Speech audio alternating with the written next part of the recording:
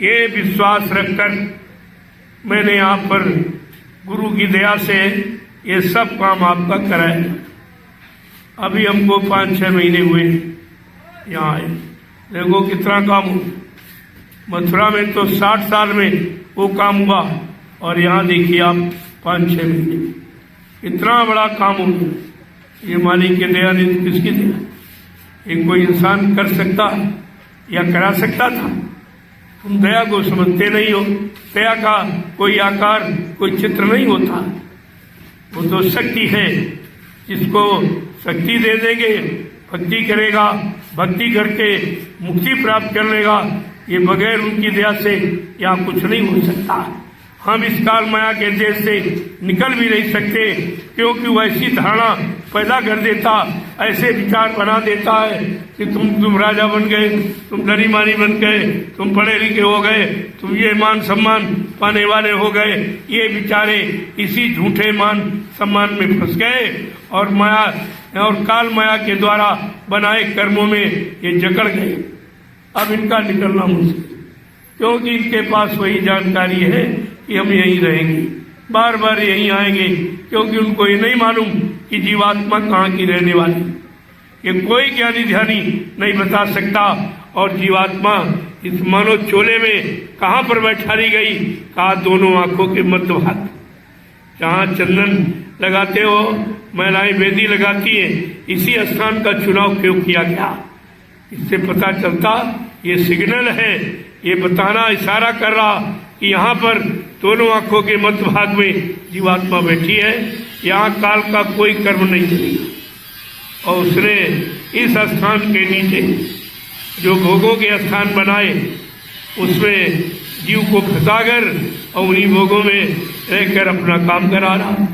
जिस आपको काल माया के देश में जन्म लेकर देना पड़ेगा। वो अपना सब हो जा लाद करके सब हो जा, लेकिन वो किसी के कहने से नहीं उतारे। वो तो समर्थ सद्गुरु, जो अनामी महाप्रभु, सबका मालिक, सबका खेमानार, सबका सृजनहार, उसके द्वारा ये काम होगा। आज वो हम सब कलयुग के गंदे भोगी जीवों का को कितना बड़ा काम का आधार मिल गया, जो ऋषि मुनियों को नहीं मिला था, वो हमें आपको मिल गया। राम कृष्ण को नहीं मिला, वो आपको मिल गया है। ये है सद्गुरु, और उनके पास थे गुरु। जितनी अवतारी शक्तियां सबने गुरु को पाया, और गुरु ने अपनी शक्ति से, जो काल देश की शक्ति उनके पास थी, ये आशीर्वाद और वरदान, ये काल का सामान। कुछ बेचारे इसमें फंस गए तो उसके बनाए शुभ यानी आधार में, और खुद तो फंस गए काल माया के कर्मों के जाल में। वो बेचारे काल माया का काम करे, दयाल का काम तो किसी में नहीं है। किसी ने दयाल का परिचय ही नहीं दिया, चाहे राम का इतिहास का हो, चाहे कृष्ण का। वो भी काल माया के देश में आए और काल माया की सलाह से ही वो काम करते रहे। किसी एक भी जीव का कल्याण नहीं। कल्याण का मतलब जीवात्मा से, और जीवात्मा के बारे में कुछ नहीं जानते। जीवात्मा का राज रहस्य ये तो संतों के पास, और संत अभी आए हैं, किसी युग में आए नहीं थे, न सतयुग में, न त्रेता में, न द्वापर में। वो भी कलयुग में आए।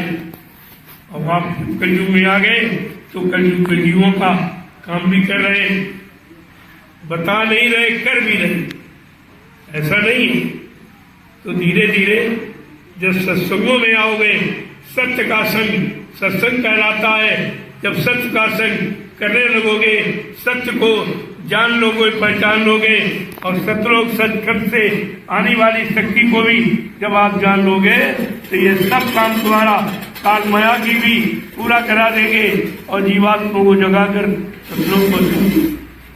ये सब काम उनका किसी इंसान का होता तो आप उनसे अब तक करा लिए होते।